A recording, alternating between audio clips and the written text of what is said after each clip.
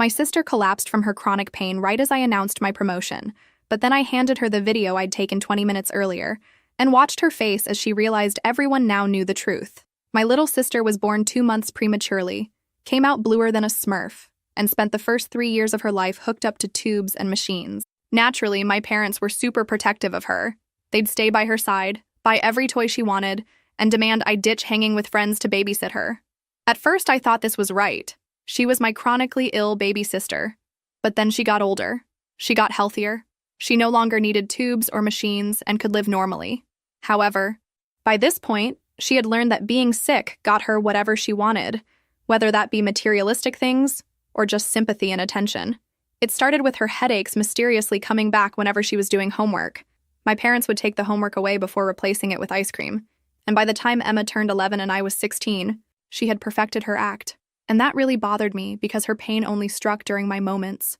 When I made varsity soccer, she developed mysterious stomach cramps that required my parents to leave my first game early. When I got accepted into college, she collapsed during my celebration dinner. And we spent the night in the ER, where doctors found nothing wrong. The worst part was how she'd smirk at me when our parents weren't looking. She even practiced her pain faces in the mirror. I tried showing my parents once, but Emma had already told them I was jealous of the attention she needed for her condition. My boyfriend Jake lasted 8 months before Emma got to him. She created fake screenshots of messages where I supposedly called her a faker and wished she would just die already. The breakup happened at a coffee shop. Jake slid his phone across the table, showing me the evidence Emma had compiled. He said he couldn't be with someone who treated their 6th sister so cruelly. Emma texted me a selfie wearing the hoodie Jake had given me. That was my breaking point. For 5 years, I had watched her steal everything, so I started watching her closely, way more closely than anyone ever had. And I noticed a pattern. Every time she was in pain, she always grabbed her right side. Whether that's her head, her kidney, always right side. She always called specifically for Mom. Always rated her pain between 8 and 10, and always recovered in exactly 2 to 3 hours, which was just long enough to ruin what I had planned. Once I knew this, I developed my plan, and last Sunday, it went down better than I ever could have hoped for. We were having our monthly family dinner with all the aunts, uncles, and cousins. 20 minutes before dinner, I went up to the bathroom where I recorded a video. I explained in the video that I was about to make a fake announcement about getting promoted at work. In this video, I predicted exactly how Emma would react. I said she would wait for the applause to die down, then grab her right side and whimper for Mom. She would rate her pain as an 8, 9, or 10. She would need to lie down immediately, and she would ask Mom to take her to the hospital if the pain doesn't get better within 20 minutes. At dinner, I stood up and clinked my glass. I got everyone's attention, then announced I had just been promoted with a huge raise. Everyone applauded and congratulated me, uncles patting my back, cousins hugging me, my mother with tears of pride in her eyes. The sound of clapping echoed through the dining room, mixed with congratulations and jokes about how I could finally pay my own bills. Uncle Roberto made a joke about me becoming the rich niece of the family, while Grandma was already planning out loud how I could help with her medications. I kept the smile on my face, waving and thanking everyone, but my eyes were fixed on Emma. She was sitting at the other end of the long table, between my cousin Marcus and Aunt Sandra, absent-mindedly playing with the mashed potatoes on her plate. For a moment, she almost seemed genuinely happy for me. Almost. But I knew her too well. I saw when something changed in her expression. It was subtle, as it always was. A small contraction around the eyes. A slight stiffening of the shoulders. She looked around the table, noticing how all attention was focused on me, how people were really excited about my achievement, how I was shining. And then it began. First, she stopped eating. She let her fork drop onto her plate with a low clink that only a few people nearby noticed. Aunt Sandra asked if she was okay, but Emma just shook her head with a forced smile, one of those she used when she wanted to appear brave despite the pain. I continued talking with Uncle Pedro about the details of the promotion, lying shamelessly about responsibilities I didn't have and a salary that didn't exist, but part of me was timing it. 3, 2, 1, like a Swiss watch. She brought her hand to the right side of her abdomen. The first moan was almost inaudible, a low sigh that mixed with the noise of conversations. But Emma knew exactly how to project her voice so it seemed like she was trying to hide something. My cousin Marcus, who was beside her, stopped in the middle of a story about his new job. "Emma, everything okay there?" he asked, leaning slightly toward her. "It's nothing," she murmured, but loud enough for at least half the table to hear. Her voice had that specific tone, brave, but with a hint of vulnerability that always melted people's hearts. Just a little pain. And so began the show I had watched so many times before. Aunt Sandra immediately turned completely toward Emma, forgetting the conversation she was having with Grandpa about politics. "What kind of pain, dear? Where does it hurt?" Emma curved slightly in her chair, a perfect performance calculated to the millimeter. Not too dramatic. That would seem fake. Just enough to show real discomfort. It's here on the right side," she said, pressing her hand against the side of her body. It came out of nowhere. I watched the change happen in real time. Conversations began to lower in volume. Glances gradually turned toward Emma. My promotion, which minutes ago was the center of attention, began to disappear into the background, replaced by the automatic family concern that always surrounded my sister. Mom, who was beside me laughing at a story Uncle Carlos was telling, suddenly stopped mid-laugh.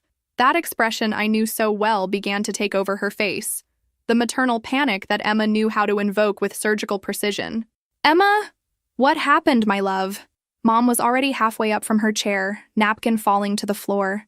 Emma raised her eyes to her, always to Mom first, never to Dad. I had noticed this pattern years ago. "Mom, it's hurting quite a bit," she whispered, her voice trembling just the right amount. Not too much, not too little. Enough to sound genuine, but not so much that it seemed theatrical. Dad, as always, went into problem-solving mode. "What kind of pain? Cramps? Burning? Stabbing?" "It's a dull pain," Emma answered, closing her eyes as if concentrating to describe it. "But really strong. And it's getting worse." Grandma crossed herself. Uncle Roberto frowned with concern. Cousin Carla was already asking if anyone had any medicine in their purse. The attention of the entire room had completely shifted from me to Emma, like water going down a drain. I kept smiling, kept participating in the speculations about what could be causing Emma's pain. But inside, I was fascinated watching the machine work. It was like watching a conductor directing an orchestra. Each moan, each expression of pain, each word chosen to get exactly the desired reaction. "On a scale of 1 to 10? Dad asked, already grabbing the car keys from the sideboard near the table. This question had become a sacred ritual in our family over the years. Emma paused for a moment, as if she were really evaluating the intensity of the pain. Another brilliant touch. If she answered immediately, it might seem rehearsed. It's an 8, she said finally, her voice coming out weaker. "Maybe 9. Of course it was. It was never less than 8. Never 10. That would be too dramatic, too obvious. Always between 8 and 9, enough to be alarming, but not so much that it would raise suspicions. I watched the entire family dynamic reorganize around Emma's pain. Aunt Sandra began telling about when she had kidney stones. Grandma murmured about how the girl had suffered so much since she was little. Cousin Julia was already suggesting that maybe it was appendicitis. My promotion had become a distant memory in less than 5 minutes. Emma curved a little more, bringing her second hand to the right side to support the first. "Mom, I think I need to lie down," she whispered, but loud enough for everyone to hear. And then she did that thing that always made me want to scream. She looked directly at me, just for a second, when she was sure no one else was looking. And she smiled. A small smile, almost imperceptible. But it was there. The smile of someone who had just scored a goal. "Maybe we should take her to the hospital," Mom said, already standing up completely. "Sarah, can you drive? I'm too nervous." It was at that moment that I felt something snap inside me. It wasn't anger anymore. It was something colder, more calculated. Everyone stood up, preparing to transform what should have been my night of celebration into another rush to the emergency room, another night spent in waiting rooms while doctors ran tests that would show nothing. I stood up too, but instead of grabbing my purse, I grabbed my phone. "Wait," I said, my voice coming out calmer than I felt. "Before we go running to the hospital, there's something you all need to see." Emma looked at me, and for the first time I detected something different in her expression, a hint of suspicion, maybe even fear. But she was too committed to the performance to stop now. "Sarah, this isn't the time for this," she said, her voice still weak and suffering. "I'm in a lot of pain. I know exactly how much pain you're feeling," I replied, unlocking my phone, "and I know exactly when it's going to pass."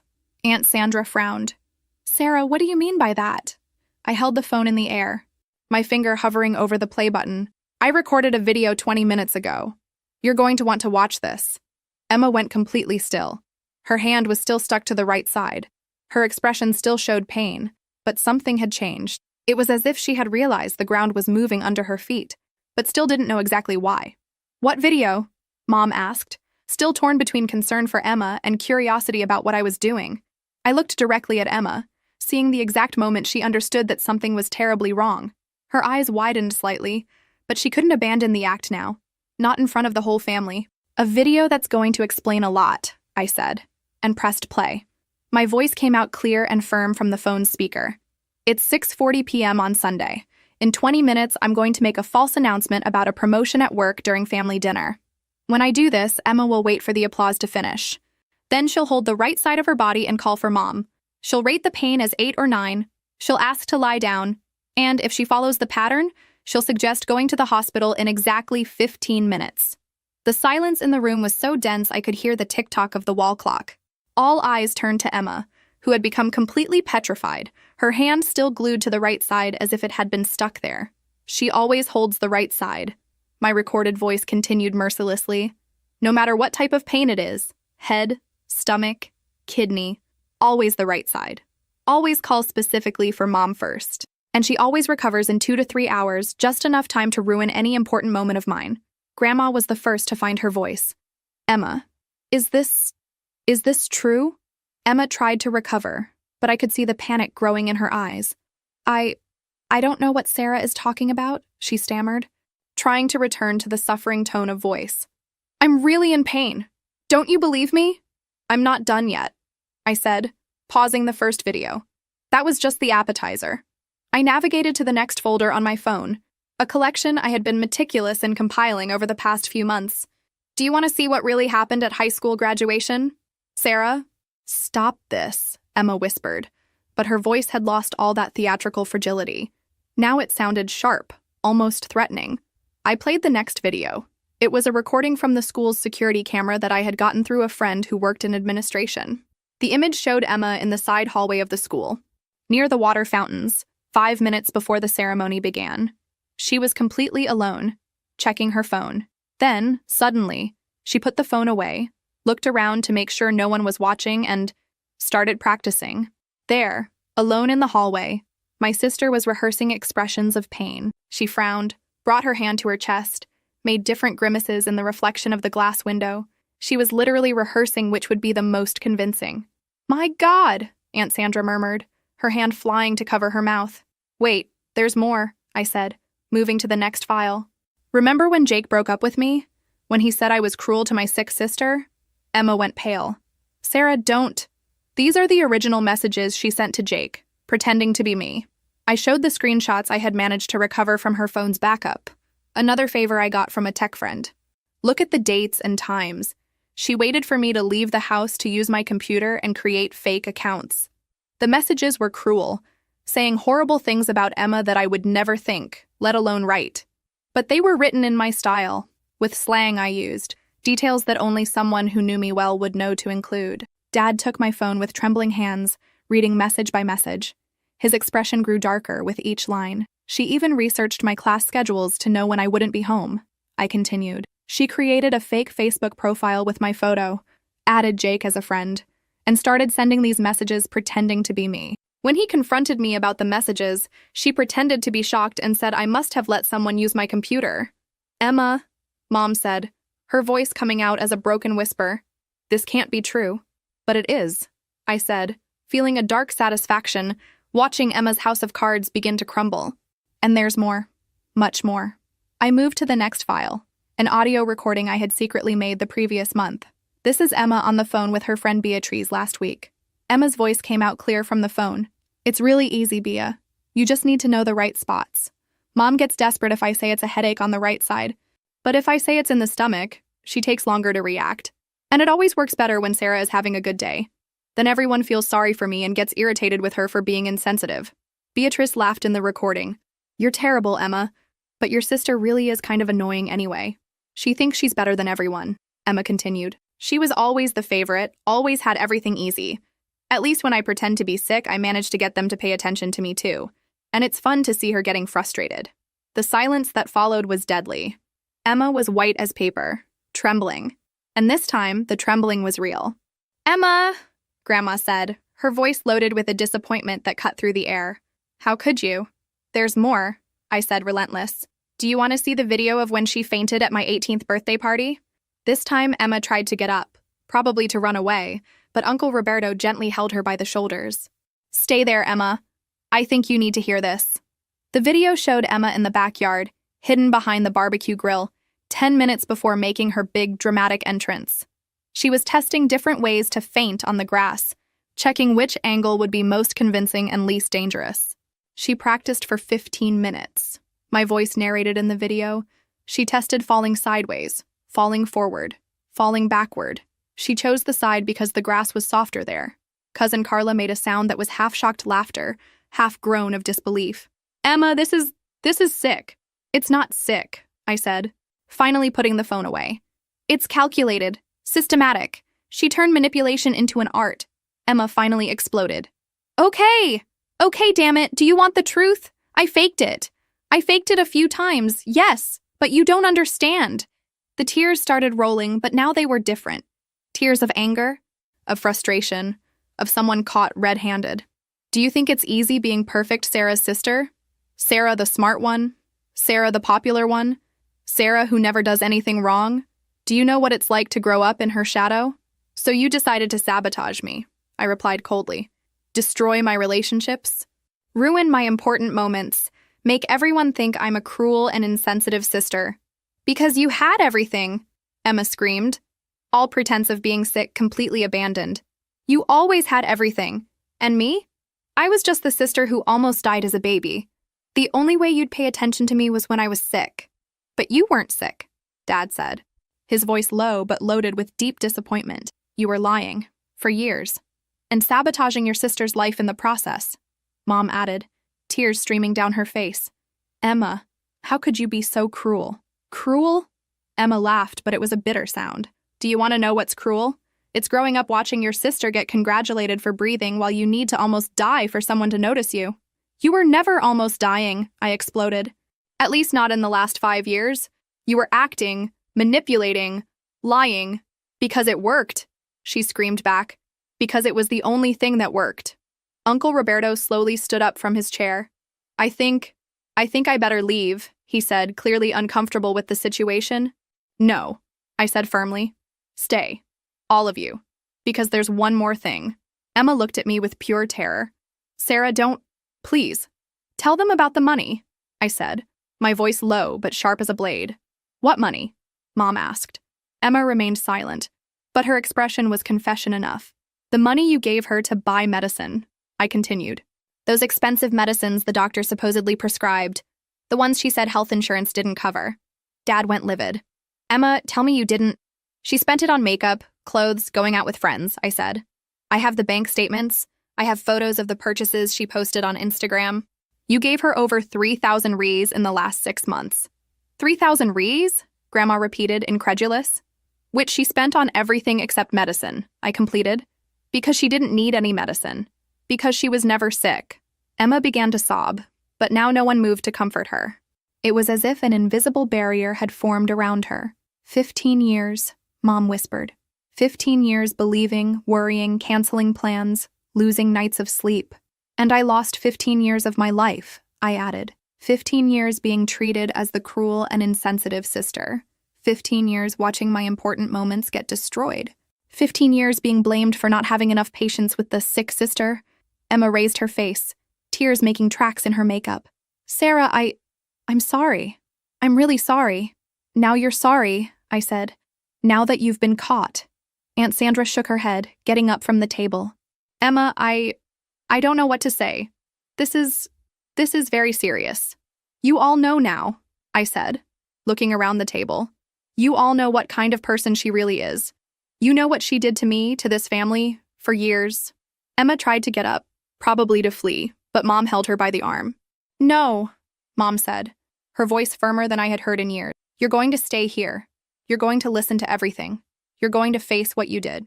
And it was at that moment that I knew I had succeeded. It wasn't just about exposure.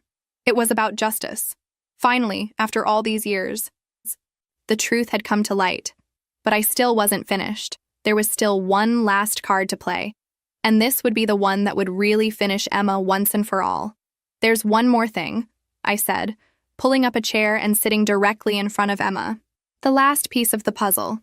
Emma looked at me with red and swollen eyes. All the fight had gone out of her. "Sarah, please. Enough. They understand now." "No, they don't understand everything yet," I replied, taking my phone again. "Because you still don't know about Mike." The name fell like a bomb in the room. Emma went white as paper. "Mike? Your ex-boyfriend?" Mom asked, confused. "But you broke up because he moved to Denver." "No," I said, keeping my eyes fixed on Emma. "We broke up because my dear little sister hit on him, and he fell for her." Emma started trembling. "Sarah, don't." "Show them, Emma," I said coldly. "Show them the messages you sent him. The photos you sent." "What photos?" Dad asked, his voice becoming dangerous. "Emma here found out that Mike was going to propose to me," I continued, savoring each word. "He had told me he wanted to buy a ring, and our dear Emma couldn't let that pass, could she?" Emma was practically hyperventilating now.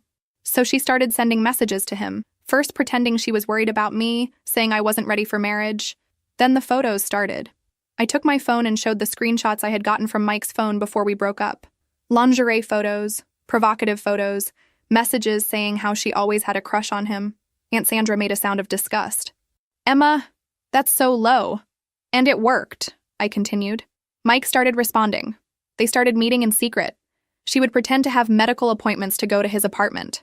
"Oh my God," Grandma murmured, covering her face with her hands. "But you know what the most pathetic part is?"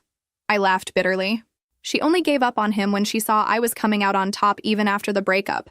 When she saw I got that incredible job, that I was happy alone, that I wasn't destroyed like she expected. Emma finally found her voice, but it was just a broken whisper.